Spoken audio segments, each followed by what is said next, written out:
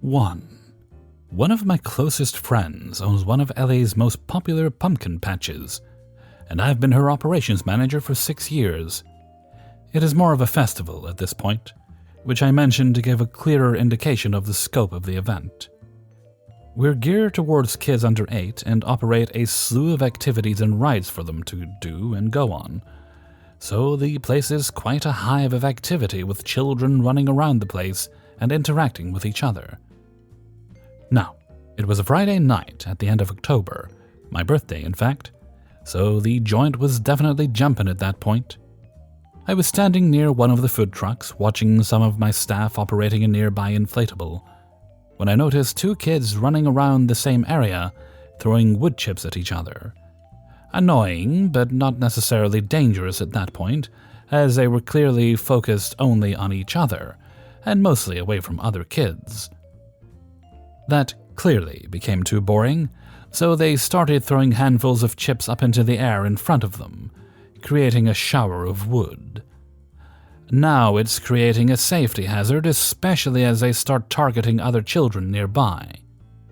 I look around and see no adult immediately paying attention to them, but I assume they belong to someone in a group of women at the food truck in front of me.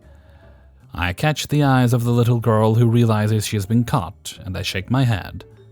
No need to make a big deal of it if I don't have to, right? Then she gave one of those smug, evil little smirks that bad kids seem to wear at all times, and threw another handful of chips. I started walking toward them.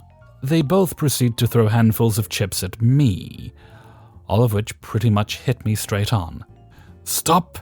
That is not okay. Do not throw any more wood chips." Pretty simple, right? I was appropriately stern without raising my voice. We obviously have rules, many of which exist to keep everyone safe, and they are breaking several of them. It's also spelled out pretty clearly on signs in our website. You break the rules, you risk being 86th from Mr. Bones. Well, Mommy Dearest suddenly appears. I'd accurately guessed she was one of the food-bound ladies, and she is furious with me. "You don't talk to my kids like that. You don't talk to my kids at all." The way she's reacting, you'd think I just offered them candy to lure them into my windowless van. The kids move to stand behind her, grinning up at me. They're breaking the rules and hitting me with wood chips. I'm telling them to stop. "I don't care. You don't tell my kids what to do. You don't tell my kids to stop anything." Well, if you would tell them, I wouldn't have to.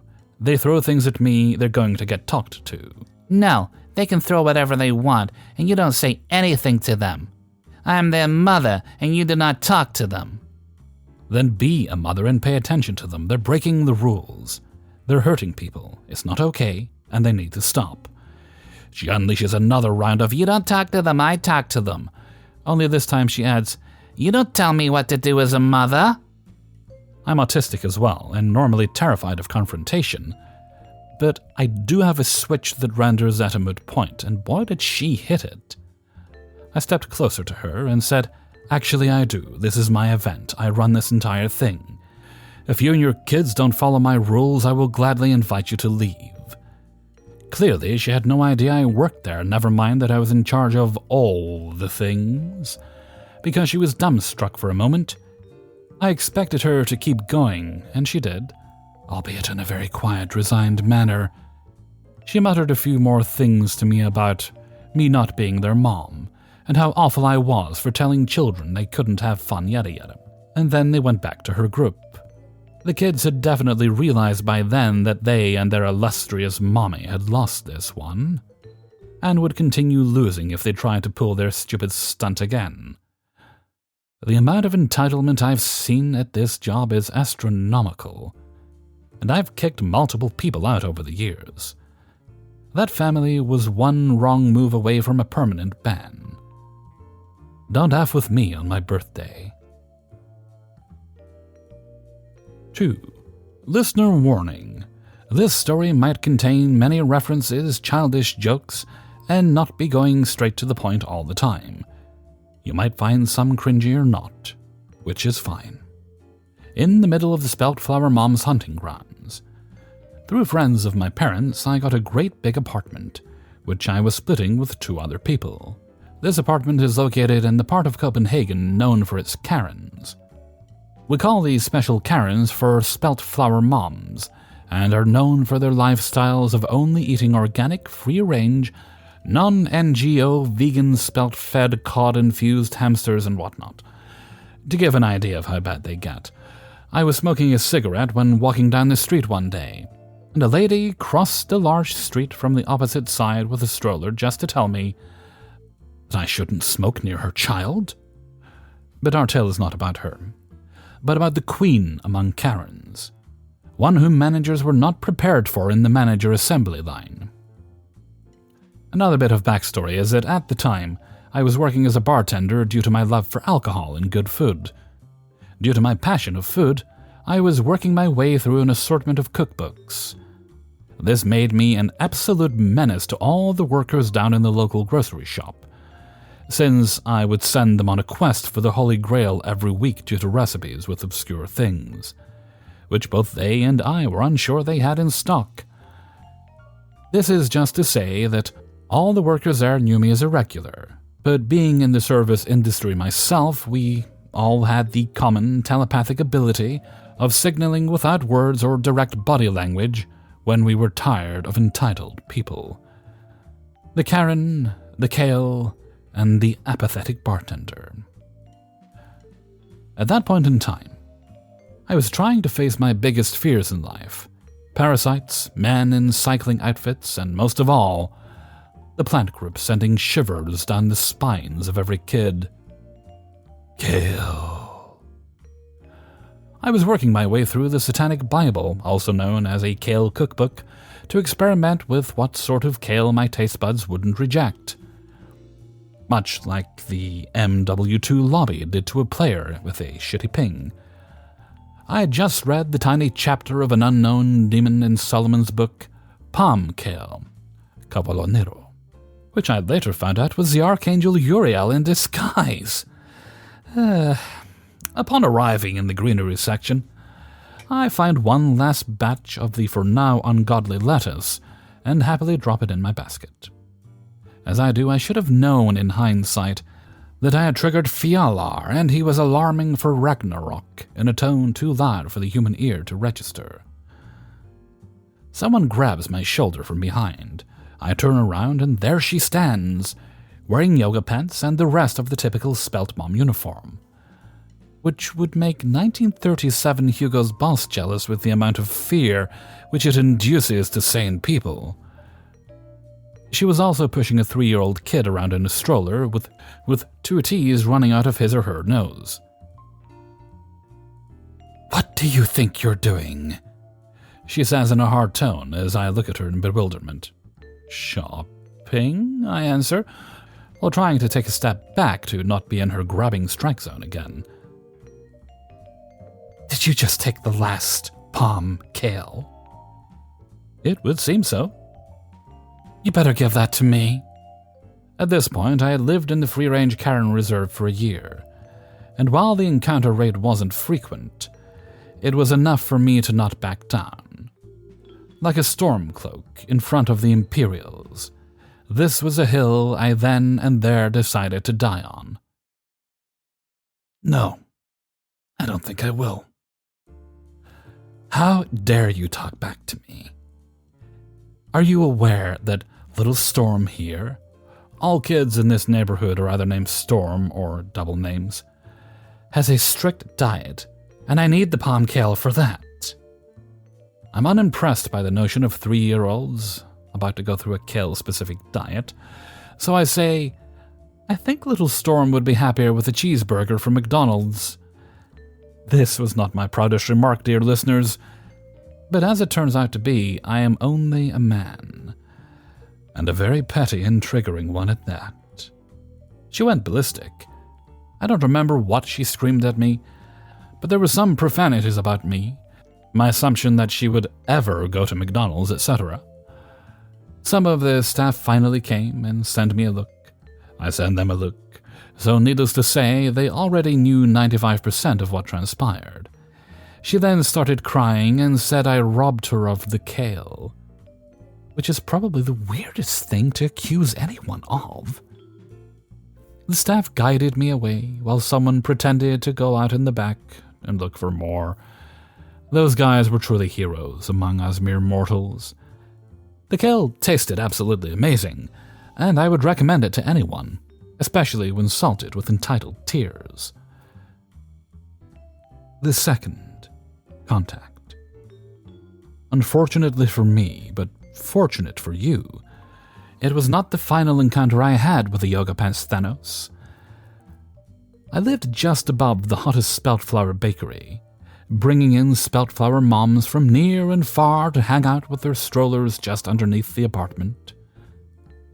I was also a regular since their homemade chocolate milk and their succulent and juicy spelt blueberry muffins would cure all remnants of my alcohol-fueled lifestyle.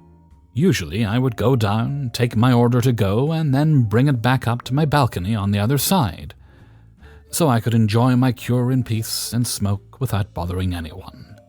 Upon descending down to the bakery, I noticed that Karen is sitting inside with some other spelt flour moms. She calls me an asshole just loud enough for me to hear while I'm about to put in my order. So, as any other energy vampire would, I for once ask to have my order to stay, rather than go. I seat myself outside right in front of the window of where Karen and her friends are seated, knowing that it would piss her off even more. I take out a cigarette and start playing around with it between my fingers. Since there were many baby strollers outside, and there is a limit how much of an asshole I am, I did not light it. But it was still enough. Karen comes running out and starts screaming that I can't smoke there. I say that I certainly can, but I'm currently not, so what's the issue? She screams some more. But now all the babies outside in strollers have woken up. I smile and say, "Hope it was worth it," and take my stuff with me and head back up. I know the entire situation could have been avoided if I didn't needlessly provoke her, but if she was going to call me an asshole, then I wanted to make sure she could smell the stank. 3. For some context, I am currently doing a walk across 3 provinces, 1,500 kilometers in total. On April 30th, I arrived in New Brunswick to walk the Trans-Canada Trail from the start right to Niagara Falls in an attempt to raise money for MAD Canada, Others Against Drunk Driving. I am now on day 5 of my walk, just hitting the 300-kilometer mark. Because just walking alone can get tedious, I use my headset so I can rock out as I walk. At the moment, I am fairly close to a town, so I am seeing a fair bit more people than I did yesterday, and this afternoon there were ATVs zooming past me. To be safe, I was walking far on the left-hand side, so in the worst-case scenario, I could see the ATV coming and have an opportunity to jump out of the way instead of being taken out from behind. What I didn't account for was a shitty parent and their goblin hellspawn taking offense to me using the path. I was on a state part of the trail, easy walk, not hilly, just minding my business and rocking out like a legend, when suddenly I am on flat face down on the ground. Something took me out from behind. There I am, facing down in the ground. My headset was knocked clean off my head, and in my fall went flying 15 feet ahead down the embankment. When my brain registered what had happened and came out of the daze, I hear a kid laughing and saying to his father, "Yeah, I got him good." To which the father exclaimed that people like that won't learn unless they are taught a hard lesson. Now keep in mind, at this point I am in pain, my adrenaline is pumping, so I am pissed off. I stand up and start yelling, "Dude, what the fuck?" So this parent saw me peacefully walking down the trail, minding my business, and didn't like the fact that I was on the left-hand side. In his mind, I was breaking the law. So he told his hellspawn to go full speed and ram me from behind on his bike. The guy said as much when I stood up. For the most part, I've been able to keep my cool. The kid left his bike where he took me out, and I'm looking at the thing and notice the red blotches on it, and drips of red on the ground where I had been walking. I had been so focused on what happened and the father, I didn't notice my legs wet with blood, my shoes now full with warm blood outside and in front of the huge gashes on my legs. Now that's the exact second I lost my cool. I screamed, "What the fuck are you thinking? You could have fucking killed me." Plus lots more swearing and moving closer to the guy. And the parent pulled out a very large knife. Now, I also carry a knife on me, but in no way have I ever thought of using it on another person, nor was I in any way about to have a monkey knife fight with this guy and his kid. The fucker has already shown he's out of his mind. So much was going through my mind, I've been replaying it over and over in my mind all day since I made camp. I did the only thing I could think of at the time. Now, for my safety, when on the trails, I keep a small pouch in my belt at all times. This pouch has a bottle of spray in it. This spray is called bear mace, and it's a stronger version of pepper spray to save your life in case of a bear attack. Now, I've spent a lot of time in the woods, camping, fishing, etc. In 20 years, I have never needed it, and I never imagined the first time I would use it would be on another person. And honestly, if I didn't think I was about to be murdered by Mr. Nutjob and his 10-pound sack of crazy kids, I would not have done what I did. But I sprayed both of them and got them really good dead in the middle of the face. And as they were screaming in pain, I threw their bikes down the embankment and hobbled myself as far away as I could get. I booked it for about 10 minutes until I stopped to clean myself up. I keep a bottle of 100 proof vodka on me, fire starter and disinfectant if needed. The gashes on the back of my legs are deep, but the wounds are clean. I used superglue to close them, but I made it to town, and I am staying in a shitty motel tonight. I had planned on doing 50 kilometers today and camping out on the trail. I only made it 35 kilometers. And I don't feel too safe staying on the trail tonight. What I have taken away from all this is people from sparsely populated areas like this have serious issues. Also, it's not like they didn't see me either. When I'm on the trail, I wear a reflective orange and yellow vest and purple cowboy hat. Some people just want to cause you problems.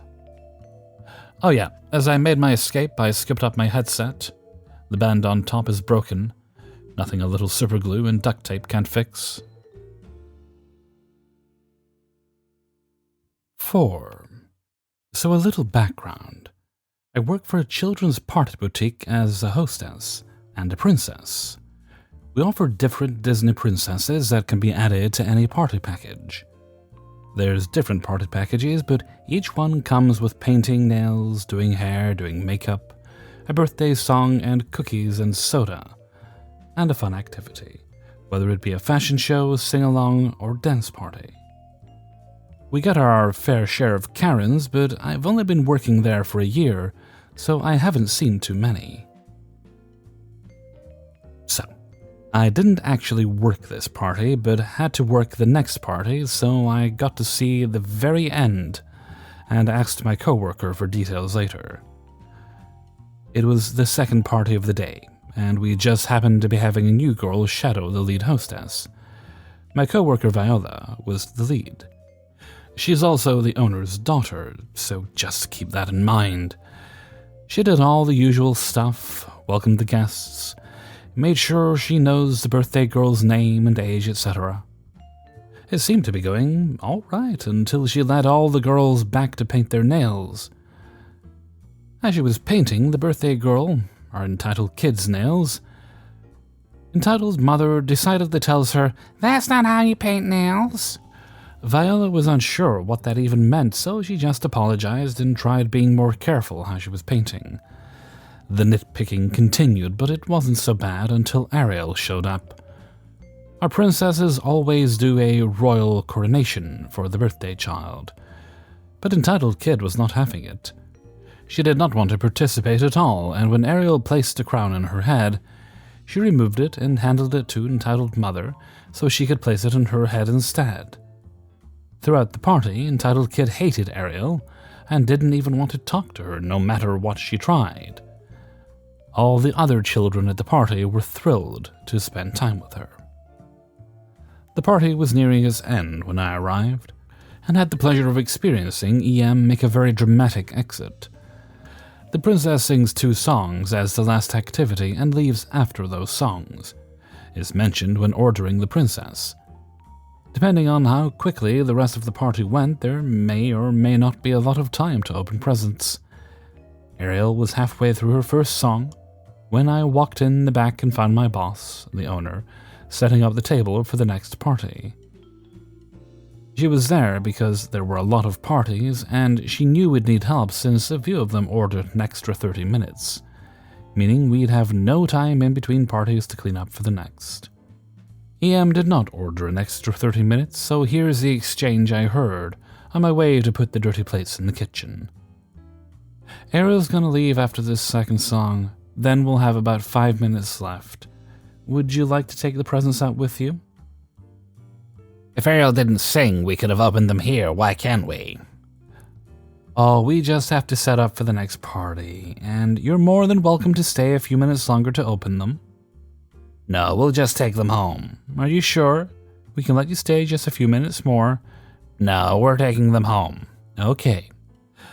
Viola turned away to talk to the new girl and tell her what was going to happen next, when the owner walked out of the room, so EM turned to talk to her. Excuse me, are you the owner? The owner said, Yes, can I help you with something? Well, I'm just a little disappointed. I mean, if Ariel hadn't been singing, my daughter could have opened her presents. Oh, you're more than welcome to stay a little while longer. No, we'll just go home. Are you sure? Yes, oh, and that girl, points to Viola. I don't want her here anymore. I want her fired. My boss, not wanting to make this lady throw a fit, pulled Viola aside, her daughter, and told her to go set up in the back so the mom wouldn't see her again. The party officially ended, and EM was escorting EK out of the building and telling her very loudly, Oh, don't cry, honey. I know you wanted to open your presents. It's okay. We'll open them at home. I know you want to open them now, but they won't let us. 2 parties later, Viola informed us that her mom received an angry email reviewing the company and demanding Viola be fired, and that the tip she left before she knew she was getting kicked out is only for Ariel, even though she sucked. Viola is not, in fact, getting fired, but her mom did scold her, even though she didn't really do anything, so that kinda sucks. Knowing how these situations usually play out, I expect Viola to tell me that this lady demanded some kind of refund for the princess because of how much she sucked. 5. I've been going to weekly training sessions at the local go-kart track for over a year now. And one thing has always been certain: patience and safety is always on everyone's mind. Well, I was proved wrong today.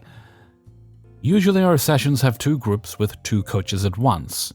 One group is on the track, the other is inside the pit building, I don't know what the official term is, discussing the previous race, etc. Unfortunately, one of the coaches couldn't come in due to some personal issues, so one coach had to teach 2 groups at once. With smaller groups, it would have been easy to make just one group, but since the weather was good, a lot of people turned up. Too much to safely send out to the track at once. The way the training sessions work is that the coach watches how we drive, takes notes, and then gives feedback when we get off track, and since we have 3 separate rides, he gives us feedback 3 times. My group, the second group, is filled with more advanced drivers, who can assess their driving pretty well, and since we know each other's driving style pretty well, even give feedback to each other if needed. We still listen to what our coach says, since having an experienced pair of eyes on the side of the track can be really helpful, but overall our feedback talks are shorter. The other group, the first group, is filled with younger and less experienced drivers, and they usually take more time to get things clear with.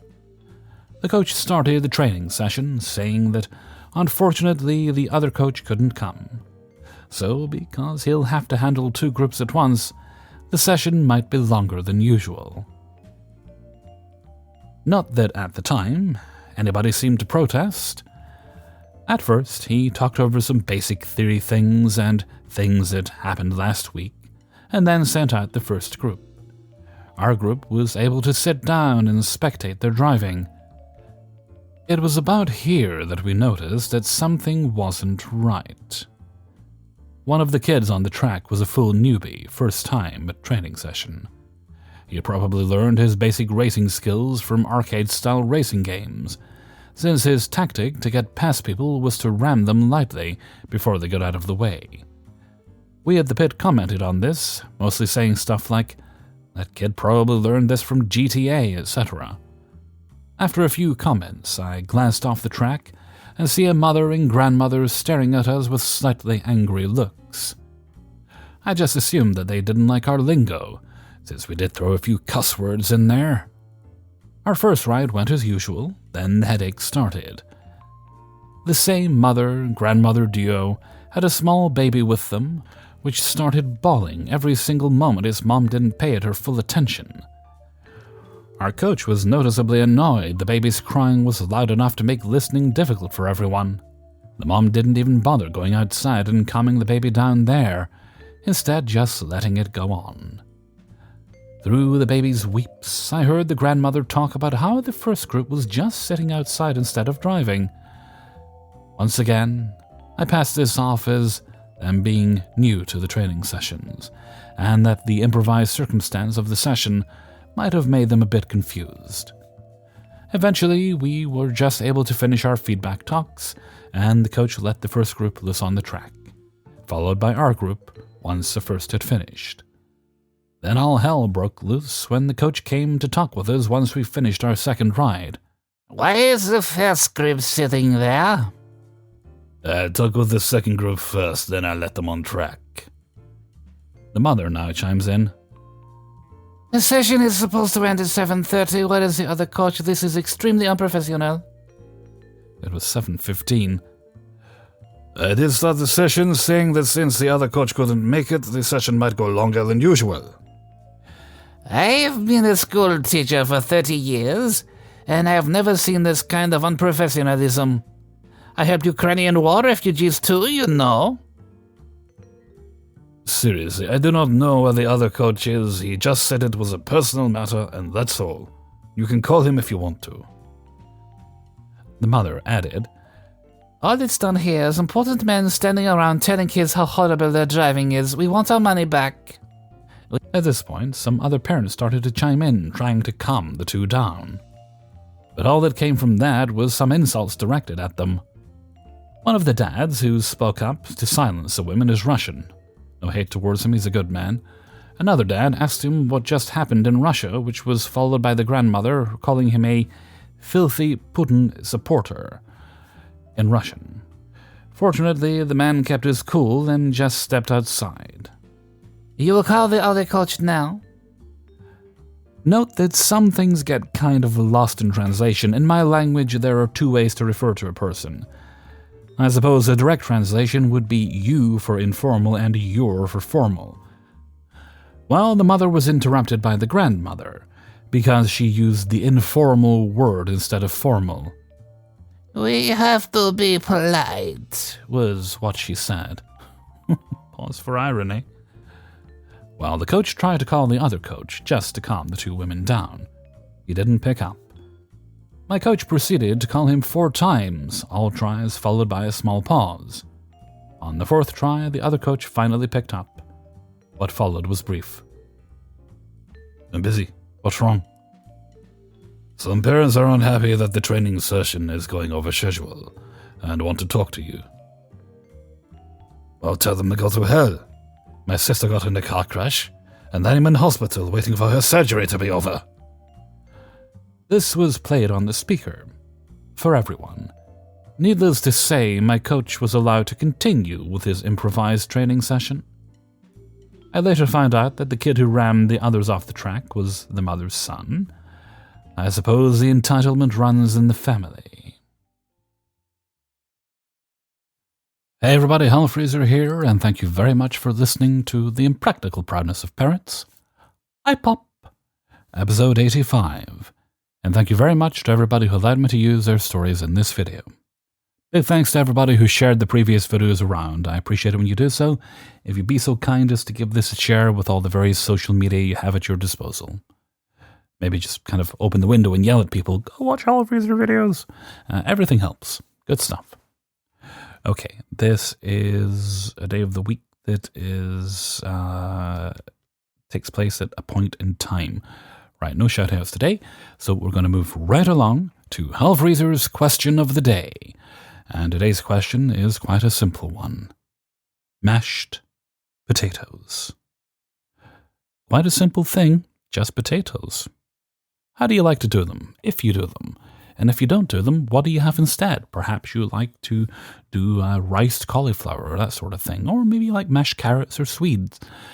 Me personally, I like to mash them, shockingly. Put a little sour cream, some chives in there. All good stuff.